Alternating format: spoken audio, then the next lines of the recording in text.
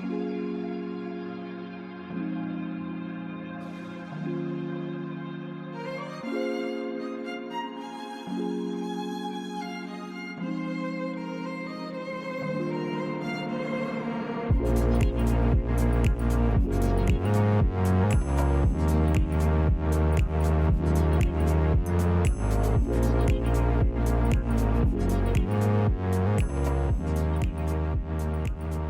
we're back at Tunnel Barn Farm and I'm on extension pool today, and it's an evening session, a very quick evening session. It's 6:30 in the evening already, clock's really ticking, and but I fancy just catching a few little fish in 30-40 minutes on let's see if I can get in the camera, a little 9-foot rod and the new inter size of the open alloy feeders from Matrix. And it's obviously a pole dominated venue, Tunnel Barn Farm, if for those that don't know. It's only 16 meters wide behind me there, as you can see, and but it's perfect for a little short rod as well. Not everyone's got 16 meters of pole, and when everyone's fishing close in like they tend to do here, if you chuck a rod to the far bank all day, then you might have a bit of water all to yourself, and that's where all the bigger fish tend to live as well. So until later in the day, although it's flat calm at the moment, and all I can see is like big carp cruising under the water, and it's very surprisingly clear this lake today. So but we're going to give it a quick waz and see what we can catch on a little 9-foot feeder rod,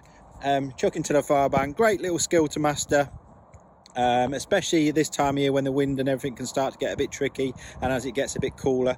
But there's a lot of venues where it's sort of 16, 17, 18 meters wide, and you can't quite reach, or it's too uncomfortable to fish with a pole. So a little 9-foot rod is absolutely ideal. And plus, on these pegs in particular, if I just have a look, show you, if there's people behind you on new pool, then you've got to double ship on extension. You've got to ship back twice, so you've got to break down twice, which makes it really awkward as well. Else your pole will be in the pegs in new pool, so it's quite tight.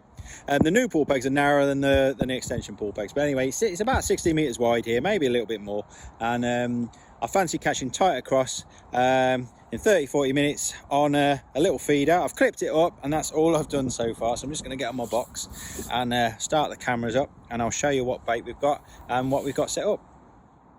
Right, as you can see, I've got a nice little far bank there, a little bit tricky. There's a few reed patches, a few little brambles hanging in and everything. I've got a lovely mud hole to chuck into, sort of 10 degrees to my left, but actually for the purpose of filming, I'm going to chuck a little bit to my right, where I wouldn't like to chuck, to be honest. It doesn't look so nice or pretty for chucking, but you'll be able to hopefully see the plop on the camera. So so that's where we're going to chuck today. I'd love to chuck in that little muddy hole, but I'm going to chuck there, which is to the right rather than slightly to the left. It looks nice and clean. I've had a few quick casts without a hook length on, just to get my range right. I've clipped up. We can go into all that in a minute, but this is what we've got, a little 3000 size reel. So I've got that in £6. Nice little 9-foot commercial bomb rod. Can you see that? 2.7 meters. Absolutely ideal for these sort of venues. If you use 10 or 11 or 12-foot rods, you'll really suffer with casting. So the shorter the rod, the better. But these are absolutely beautiful. Pencil slim blanks. Just got a little wrap round there, and I've got the 1 ounce tip on as well. I generally just stick to a 1 ounce tip. At the business end, at the moment, I've got the new open alloy feeder, the new inter size, which comes in 20 and 30 gram. As you can see there, they look identical, but actually there's more sort of lead in the 30 gram than the 20 gram. It's the same, exactly the same physical size and everything, but there's one's denser than the other. So but we're going to go with the 20 gram to begin with. I just find that's nice. If it's really steep, then I'll go with the 30 gram, but a short little plop like this, as long as it's not too steep, that should stay put quite nicely. You can use elasticated feeders here, but I'm going to use it in line, because it's what most people would be used to using. So I've just twizzled it there and tied it in a double over and knot there, and so the loops all tucked away out the way.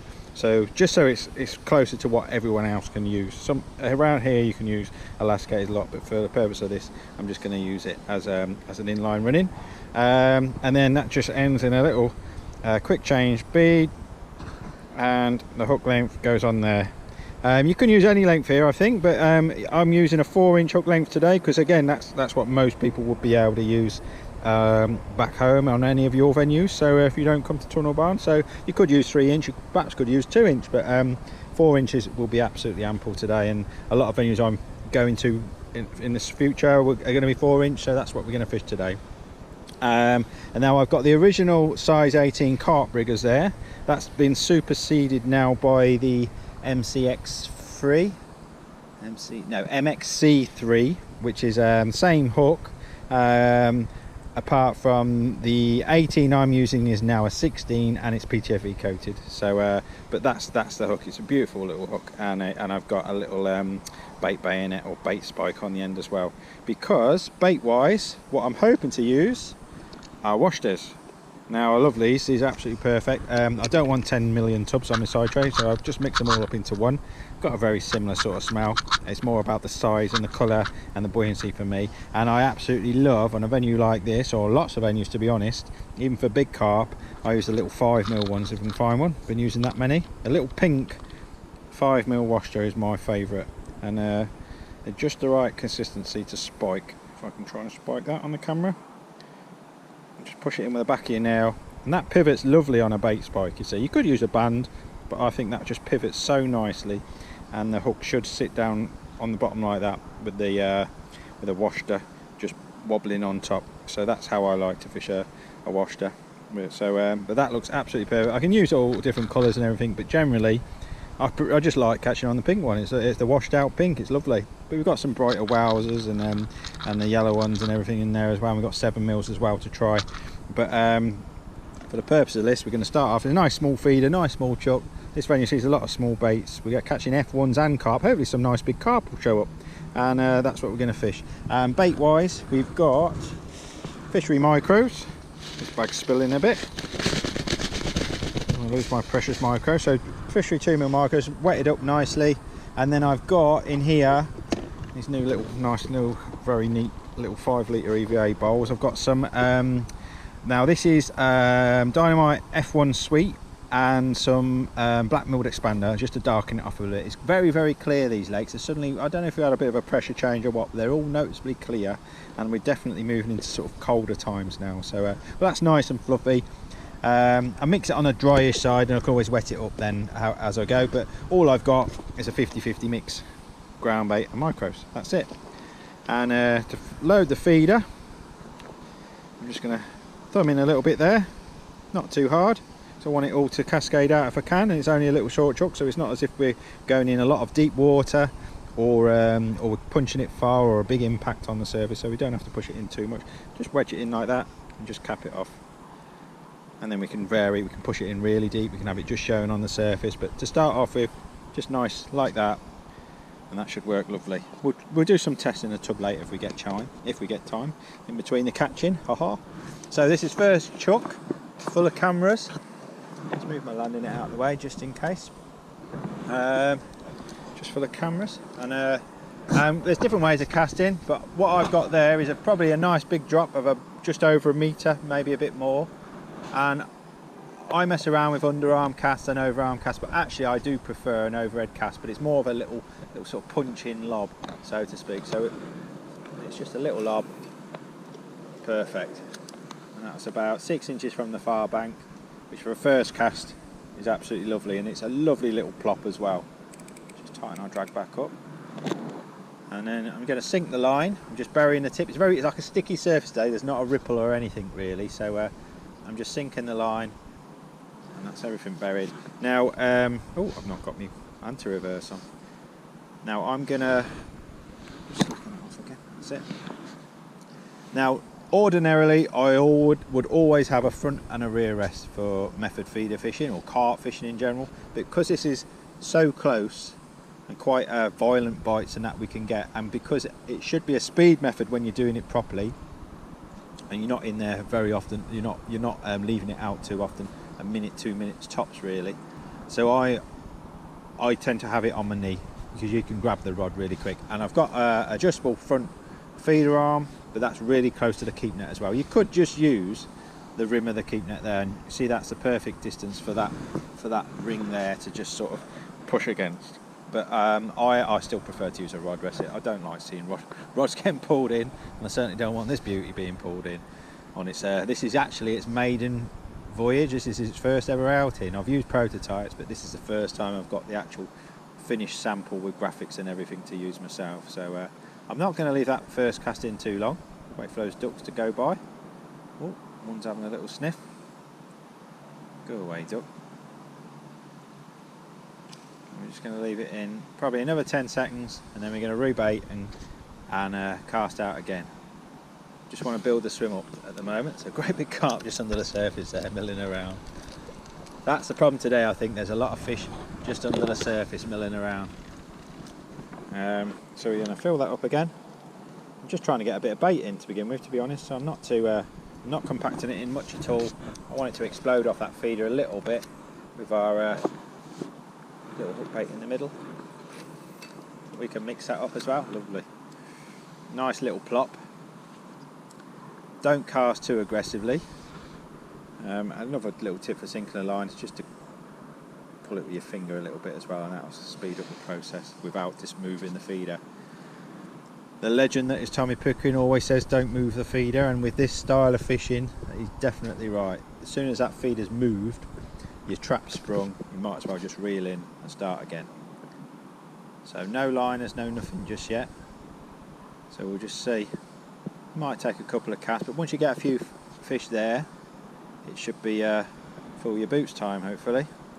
This time of day it can be a little bit funny on this sort of venue. Those fish suddenly want to come down the edges and nowhere else, so they might be reluctant to feed on the far bank, especially in this shallow water with not a ripple on it. It's really weird, really high pressure I think it is today. It's absolutely flattened the water and took all the colour out as well. But we've not had so much as a tremble on that just yet.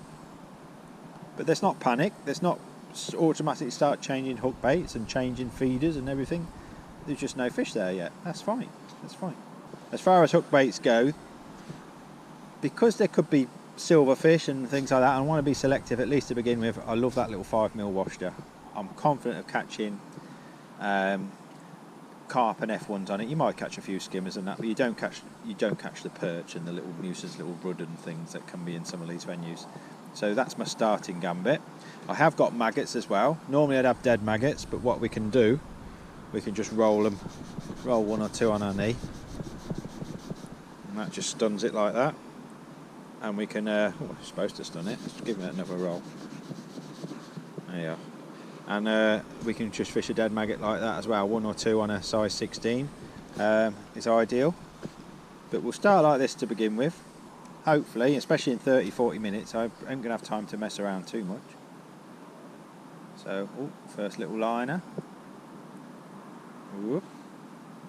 And because it's so calm, I might even see little ripples and tails over there. Although the light's going a little bit, I might still be able to see an odd little tail or ripple over there. Now, I absolutely love this way of fishing. It wouldn't be my #1 tactic, but there are days when it's unbeatable. Especially really windy days, or when it's an orchid ship. Oh, there we are, what we got? We got one. That was a funny drop back bite. A lot of people might not have picked up on that, but it just went forward 2 inches and the tip just dropped back. But you'll get a hell of a lot of drop back bites fishing on a narrow venue like this up to the shallowest water across. So just pick up the rod, and your feeder's been dislodged one way or the other, so if the fish isn't on, you can just go back out and recast. Such a fast way of fishing like this as well. Once you're going, there's no pole to ship in and out, there's no plumbing up involved, you know, there's no rigs to get right, there's no slope to worry about, pinpoint presentation or anything. Quite a big F1. It's not doing a lot, not yet. Oi! Wow. Why don't they all fight like that? It's going to go mad in the landing here. Oh yeah. It must be £3.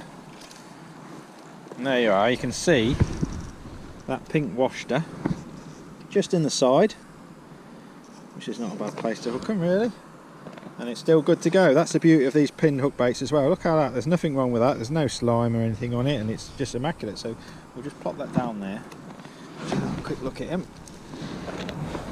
Oh, his dorsal's up as well. Beauty. Yeah. Fantastic. Alright. I'm actually going to put him straight back. I'll just put my keep net there, just for show really. Or just to give myself a rod rest, you know, just to show what I would do when I've got a keep net in, because it always looks a little bit different when you've just got a rod rest there. So I've just put it there to show what I would do when I've got my keep nets and my rod rest in. But that's good, brilliant. Second cast, we've got a fish, and a real slow plodding fish as well. Let's just show it down there. Tuck it in like that. I'm a massive fan of moulding by hand. So I just put a bit of air in, and I just prefer to do it by feel than use moulds too much. Ooh, thought I'd overcast that, but actually that went in beautiful. Too busy gassing to be concentrating on my casting, but so far 3 casts, all going in the right spot. And we'll mess around with our casts. We can try a little underarm lob as well, which a lot of people like to do, and it sort of goes in a slightly different trajectory and a different sort of plop you get from it. I personally find a little overhead cast, as long as you don't cast, it's just more of a little short punch that gets it in the place perfectly, and it's not too noisy or splashy in that. And I also think the way I cast that way helps it. If it is undercut over there, it'll help punch into the undercut a little bit more than an underarm lob. But there's times and places, and everyone's got their own little preference, so there's no rights and wrongs with this. I just find I'm a little bit more accurate with an overhead cast. But quite regularly when I'm doing this sort of fishing, if I know I'm going to be doing this sort of fishing, I'll just go off in a quiet corner of a lake somewhere, and I'll just spend up to an hour casting, and different types of casting. Won't put a hook length on, and just keep loading the feeder up and keep casting and casting. You can do it with just an empty feeder, but I think a loaded feeder gives you the right feel and everything as well, and the right weight. Obviously you're going to get 5 to 10 grams more weight as soon as you've got a bit of bait on there. So there's a little liner. Ooh. Ooh. It's a little bit tight to the feeder, but look, I can move my knee there and slacken off. So I don't mind moving in and out, and also you can move your rod in and out a little bit, and that slackens the tip off. A lot of people are obsessed with long rod rests, but if you just move your rod in and out like that, you actually tighten up to the tip and slacken off to the tip. And a slacker line against that island will be better because it's less likely to dislodge your feeder. There's definitely something there now, so I'll just leave it a little bit longer. But the more bait that goes in, the more active you get, then it just gets stronger and stronger and stronger, this way of fishing. I'm just really conscious that the light's really dropping now. Was it 10 to 7 now? I've been waffling too much. But some days, just ground bait and dead maggots is the way as well. I like to pull a few pellets in because it just gives them a bit of feed. But definitely, ground bait and dead maggots can be brilliant as well on certain venues. Ooh, he'll be on. Doing. Absolutely wallop round. A bit more aggressive bite.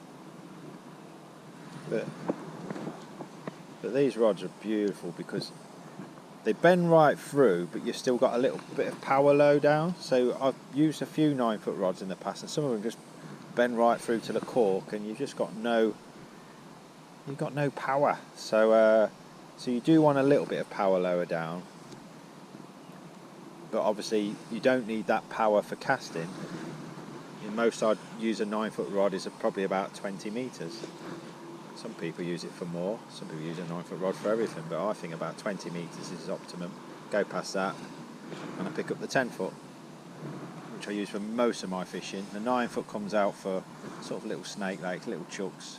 It's a sort of rod I'll just leave chucked in the back of me van on matches.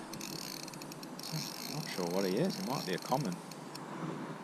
But this is the time of day you don't know what you're going to catch, and this lake is full of big carp, and it looks like a common to me. He might be a little bit angry. Come to Johnny. Come on.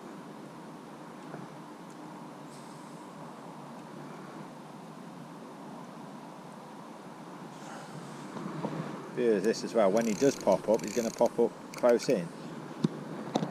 Which is what happens with a 9-foot rod. If you're using a 12 or 30-foot rod, they pop up way beyond netting range sometimes. Yeah, nice.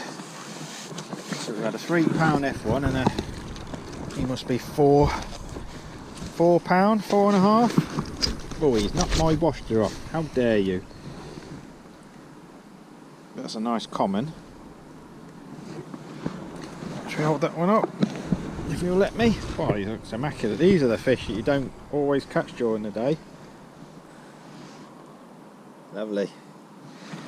Pop him straight back. Tell you what I'm going to do. I'm going to get my 5mm washer back. Look at that. You're not snaffling that. There we are. Right. Let's dry my hands. So that's, what have we had? 3 casts, 4 casts? No danger of being broken. Oh, the hook length itself is 0.16 by the way, 0.16 power micron. If I was fishing for big carp and a lot of other venues, then I would probably use 0.18 or 0.20, but here 0.16 seems about right. It's nice and supple, it stays in that feeder nicely as well. So right, let's start again. Just filled it up with a little bit, and then what I generally do, pop it in the middle like that, turn it over, and there we are. Just top one little press, very light press, don't press it too hard. That's something I've learned a lot recently, is not to over press it in. That top layer can be quite lightly compacted actually, and I seem to get a quicker and better response when I do it that way. So yeah, it's definitely something to pay attention to. A little bit drop back then, I wasn't paying attention. But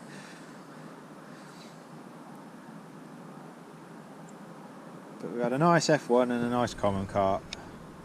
See if we can get a mirror now, or a ghosty. Mind you, most of the ghosties in here are massive, so we'll have fun if we hook one of those.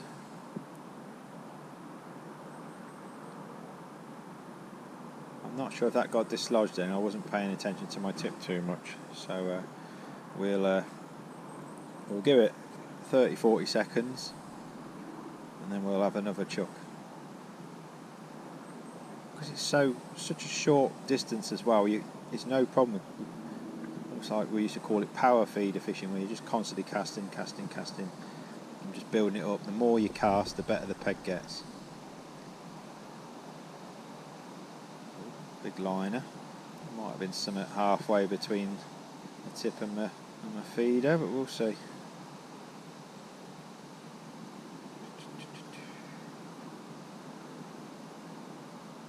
Ten, 9, 8, 7, 6, 5, 4, 3, 2, 1.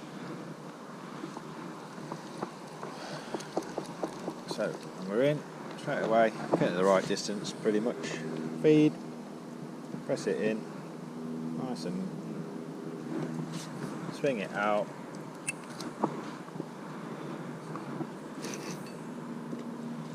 Oh, a little bit short that time, probably a foot off the bank. I don't mind. If it's wrong, I'll leave it for a bit less time. There's still a trap there, you're still on a slope, and some of that bait will be washed down. So what you generally find on pressured venues, the tighter you cast, the more carp you catch, and the further away from the bank you catch, the more other fish you catch. So at wide takers, if you chuck a little bit too short of the far bank, you catch carasio or little skimmers or small F1s. Cast really tight, and you generally catch them carp and big F1s. So I'm going to leave that just a second, just see. Might as well let the bait eject from the feeder properly. I'm being ultra fussy with. See, I'm getting liners. We'll give it a little sec. I reckon that's going to go. 10, 9, 8, 7, 6, 5, 4, 3, 2, 1, 0. No. So we're going to press that in. A bit lighter this time. Just one press. You can actually see it just on top there a little bit.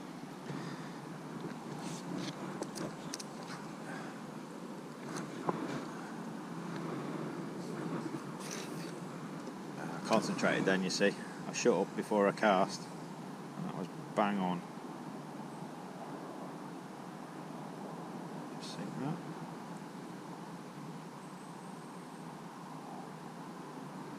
The tighter you can chuck it, the better on these sort of venues.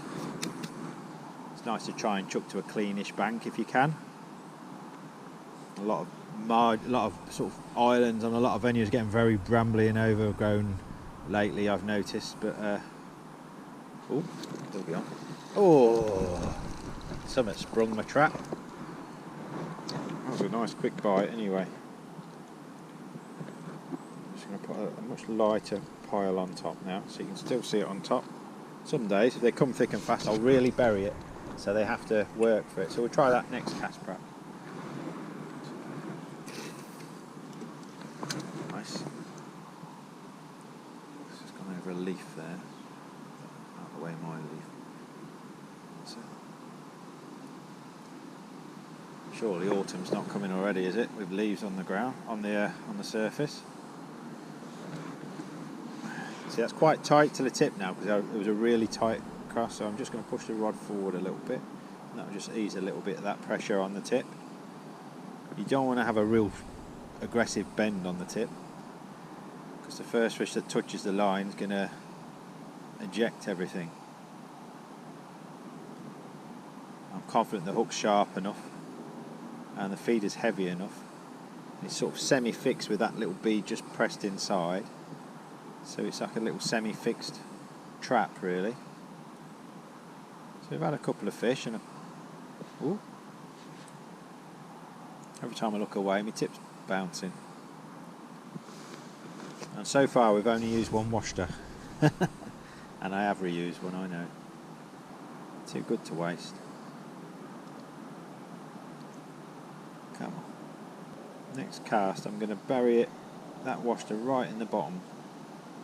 And just say, the more aggressive the fish are, the more you actually can often bury it, make them work for it, and then you get a real good bite, because that hook bait's definitely in the middle of the feed then. By leaving it on top it can sort of roll away to one side of the feeder. Don't get too bogged down with that, to be honest though. Some venues you just use neat micros, other venues just neat ground bait, but I mean today, for the purpose of this, a nice little short session, we're just going to use a 50-50 mix. Best of both. Come on.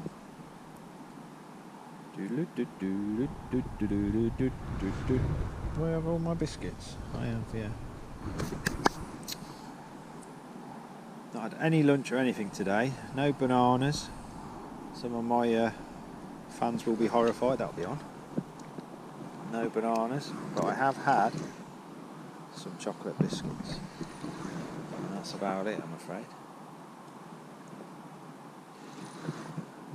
Not a massive fish, but he's lunging a little bit. I think this is a nice big F1 again.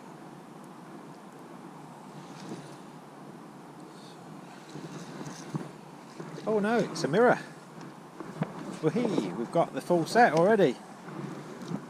God, it is a little mirror. Lovely. Quite a proper two-tone job, that one.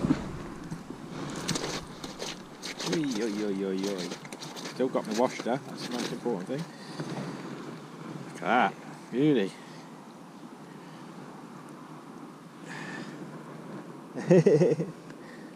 Lovely little mirror. So, still got the washter. One washter, 3 fish. Oh, I was gonna. Let's do it on the tub here so you can see. I'm just gonna literally bury it right in the middle.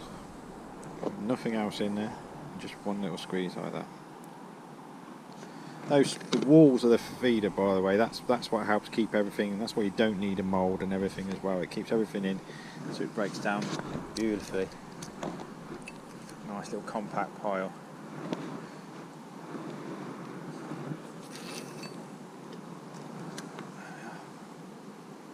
Blop.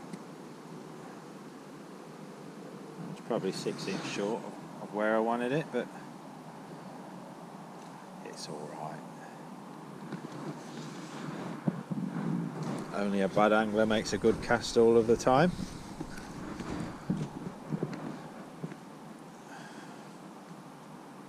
I've not bounced it off the far bank yet, which is a surprise. I keep hearing something behind me, but there isn't anything. Unless it's the ghost of Tunnel Barn. Well, this time I buried it right in the middle, so let's just see what happens. Plenty of indications. Ooh, big liner. But a lot of people would strike at that, and there's no strike at all anyway. This is a self-hooking method feeder fishing. There should be no striking whatsoever. Just pick the rod up. Sometimes if it's a drop back bite, you've got to pick the line up. You've got to quickly wind into the fish, but don't strike. If you strike, you'll break the hook length, and you'll upset the fish and make it go even angrier. And there's just no need to strike. It's on. Just pick up the rod. We've got a mirror carp, common carp, and a nice big F1 on one 5mm Worcester. Come on, dancing a lot.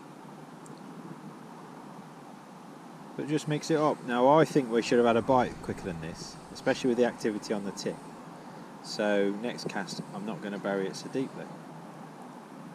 Big line or something. It's gone round and it's staying round at the moment. Ooh, what's going on there? That was a big liner. Pick the rod up and see. No. Oh, I see. It's a fish about 5 metres back. Just sat there. So I'm going to press that in. I'm just going to put a little bit on the top again, so there it is. It's on the top. Mix it up. Sometimes it can really load the bait on that feeder as well. Lovely. And if you can make that little sort of flat plop as it hits the surface, that's fine. You don't want it crashing in. You want a nice plop. And on the right day, they'll just home into that plop and boom, and it'll be round. It's a little bit too flat and calm today for that.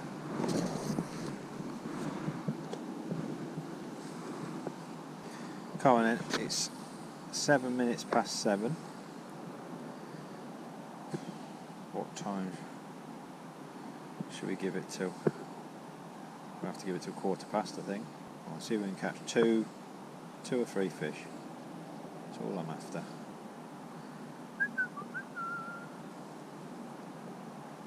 I pretty much always leave it buried in the feeder as well, but I have had some occasions, especially when you have the little stockies, leaving it out the feeder can actually catch you fish quicker. When the stockies first went in at Larford, that was a fish bumping into my line. When the little stockies first went in Larford, leaving the hook bait out the feeder worked really well. So the textbooks all say always bury it, but there are occasions when it's not necessarily right.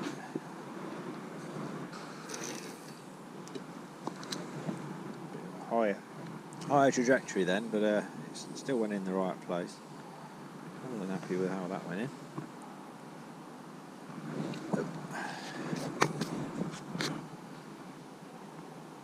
Now if this was a match and I was just doing this, I'd have ground bait on its own, micros on its own, and one tub with a mixture of the two, and I'd alter ratios of the three. Sometimes just neat ground bait, sometimes just neat micros, sometimes varying ratios. A bit of ground bait with just a pinch of micros can work, and then we can mix up the size of the hook baits as well. I just think that 5mm Worcester catches everything. As you've seen, they've all been carp so far.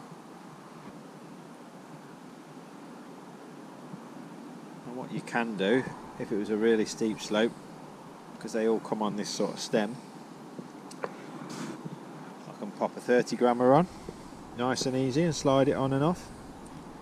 Just by taking that off and sliding the 30 grammer on. I'll show you. It just locks nice into place. Do it from that way.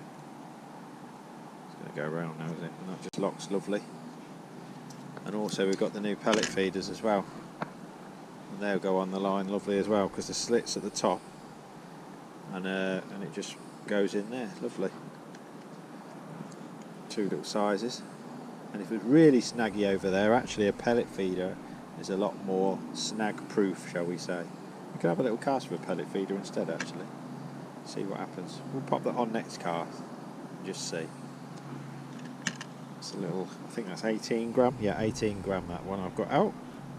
But we'll pop that on the same stem. Now they come with a little short stem as standard. So put the longest stem you're going to use, which is that stem. And then you can swap all different sizes. A long stem actually promotes self-hooking. Come on. Ooh, that'll be on. Ooh, it was on. Came off. Might have been a liner or some strange sort of bite. It didn't. It just seemed to stay there and popped off. So we're going to pop that off. We're going to pop the feeder on. There we are. And the same process for this. Push it into the top like that, and then put the hook bait in. And just, oh, I've got a little bit of weed on there. I wonder if that's why I missed that bite. Yeah, take all that rubbish off.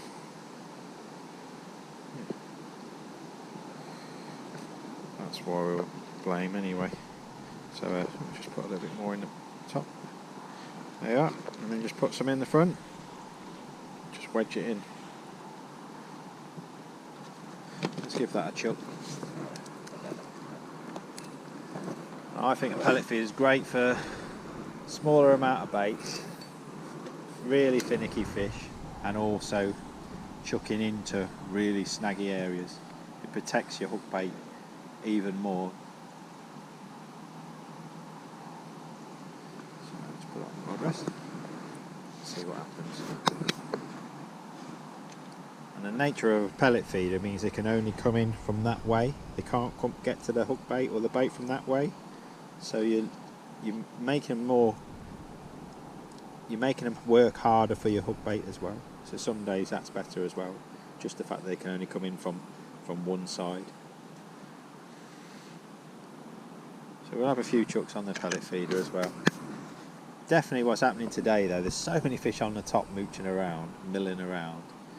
I don't know if there's been a fly hatch or something, but there's. I think if I had a fish shallow today or a mugging rig, we'd have filled our boots. But we've come to do this, a little 9-foot rod. And I love chucking little short rods anyway. It's reminds me a little bit of the winter lure fishing I do, after perch and zander and things. Just plopping a little weight up to the far bank of the canal. Very similar to this. Come on. Well, the clock's ticking, the light's going, the light's gone ridiculously dark. Very soon there's fish topping everywhere.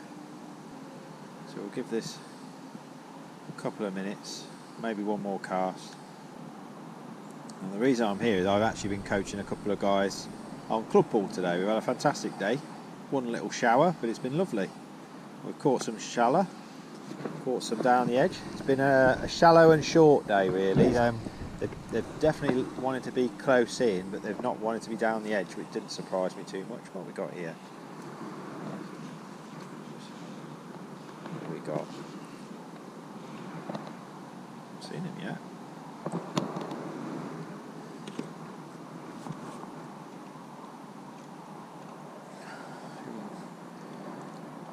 Please don't snap on my... oh, it's another little common carp. And my wash is still there, look at that. Yeah. Yo, yo, yo, yo, yo, yo, yo, yo. There we are. Let's see. £2? No, I'd give him £1.08, that one. So we have one more cast, that's 4 fish, see if we can get a 5, number 5. 5 on the 5 mil. It's just drying out a little bit, but that's fine. just have a quick cast and then we're done. I've got a guy coming to see me, I think. Let's just sink this line.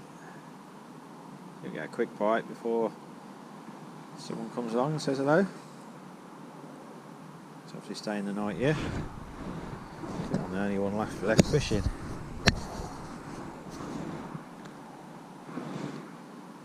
Well, I'm not surprised that 3/4 of my fish, i.e. 3 out of 4, are commons and mirrors.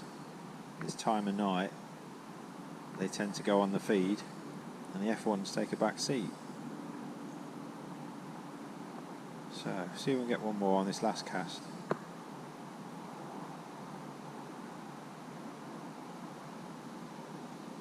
And this little pellet feeder I'm chucking now, ooh, it's a little savage little shake on the tip. Oh yeah, I can just see some bow waving out the peg. We'll give it 10 seconds.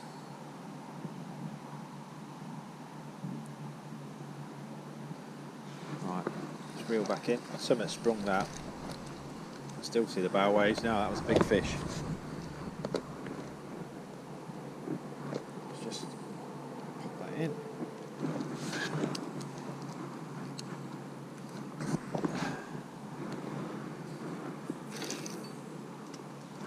Plop. And I quite like a little overhead cast like that. I know some people are adamant about underarm swings. Well, I do that when I'm lure fishing. I tend to find you have to stand up for that little underarm lob when it's so confined with everything, keeping its landing nets and everything in the way. So I'd rather just sit down and do a little overhead cast.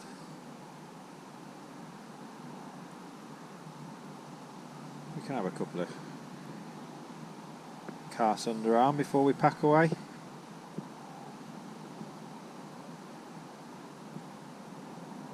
He's on. Well, we've not lost one yet, so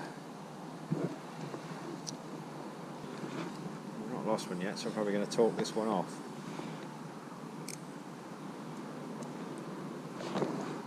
What we got? Ooh, it's another little mirror. Beautiful. I love little pasty mirrors like this. Cornish pasties.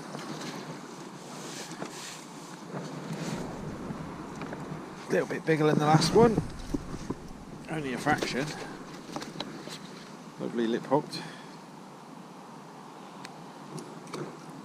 Beautiful. Look at that.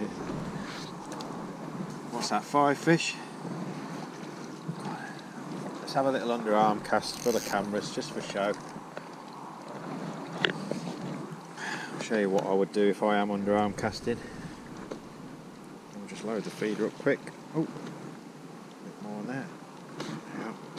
Right, for underarm casting I prefer to stand up. And I have a nice big bend in the rod, like that. And just use the bend in the rod to propel. If you just swing it underarm, you don't catch. Or you don't reach the distance you want. So we'll have another go.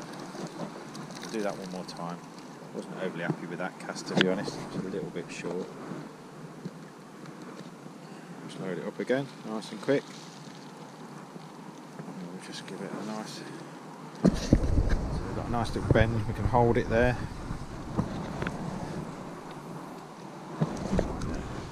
Perfect. It's a nice way of casting, but I still prefer my little overhead. We'll give it another 30 seconds and we'll just have a little bit of casting. It goes in a little bit sort of lower trajectory, so if you've got overhanging trees, sometimes that little underarm lob is better. I'd still rather sort of punch it in when that's the case. Everyone's got their own little casting style. Quite a nice long pendulum, and punch it in is my preferred way. We can underarm it as well, but if you've not done that sort of cast before, it's definitely something you need to practice, because you'll end up dropping it short and going too high and all sorts. You must use the bend and the whiplash of the rod to propel it. So you're actually letting go a second or two, well, a second later than what you'd expect.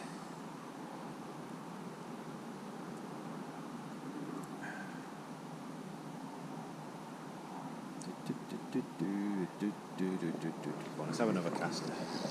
It's just nice casting, to be honest, with a little rod like this. It's as pleasurable doing some casting as anything else. So we just pop it in there, wind it up a little bit, stand up. See, it's a nice way of casting, but and you have to do it with a bit of conviction and believe where it's going. And you must, it's like darts or any sort of accuracy thing, you must believe it's going to go there, and you must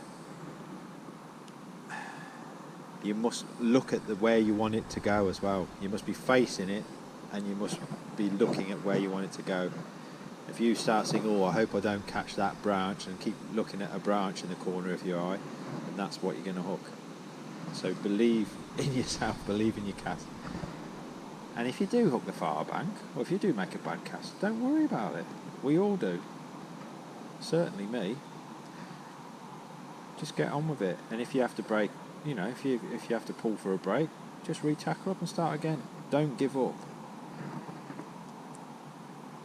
Feeder fishing is all about confidence. Confidence in your casting, and confidence that if you have made a bad cast, don't worry about it.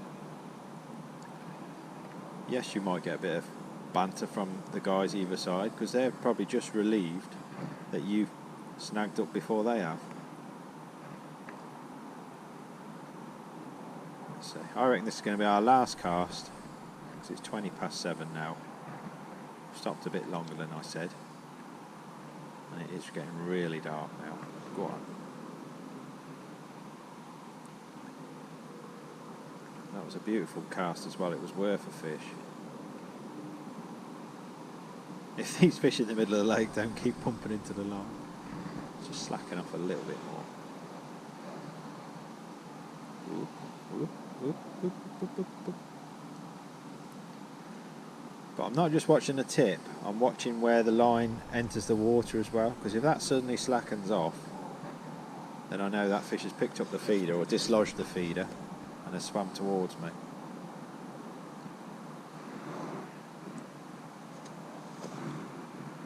Come on. I expected to bite a little bit faster than this, especially on that cast. That was beautiful. Yeah, we're on.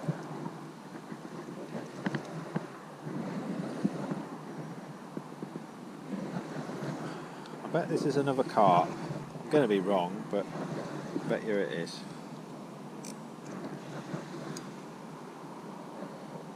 You see how quickly they come close in as well. Oy, oy, oy, oy. No, it's an F1. Or is it? I think it's a nice F1. Yep. Well, I don't mind that. Look at that, a lovely bronze fish. Really nice bronze back on him. Only just hooked. There you are. Perfect for fish like that. Commons, mirrors, you name it, it catches the lot. So there you are. I'm just gonna, one more cast just to get rid of the clip. Don't ever leave the clip on the rod. Plop. Take it off the clip. And I tell you what have we had? 6 fish? Was it 7? 6 fish on a 5mm waster. Take it off the hair, look at that. We'll put it back in the tub. Look at that. It'll dry up nicely. I'll catch another fish on it next time.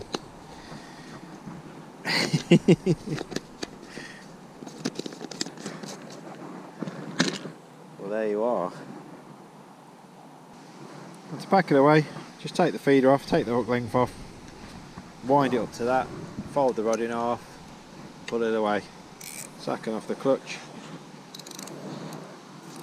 fold the rod in half, line it up, put a couple of bands on, and that's it, good to go for the next time. Can't get much simpler than that. Let's go home and have some tea.